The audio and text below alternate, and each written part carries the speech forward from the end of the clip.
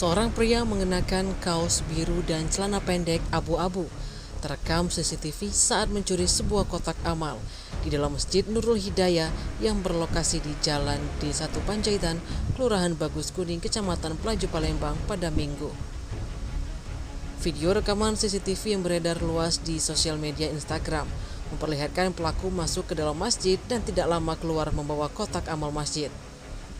Kemudian mengambil kantong plastik di sepeda ontel yang dibawanya dan masuk kembali ke dalam masjid untuk membungkus kotak amal tersebut.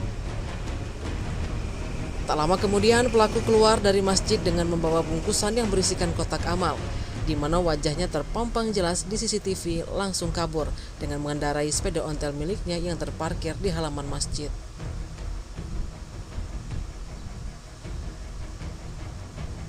Diakui Ujang, kasus pencurian tersebut belum dilaporkan ke polisi lantaran masih menunggu keputusan bersama pengurus masjid lainnya terkait dilaporkan atau tidaknya nanti.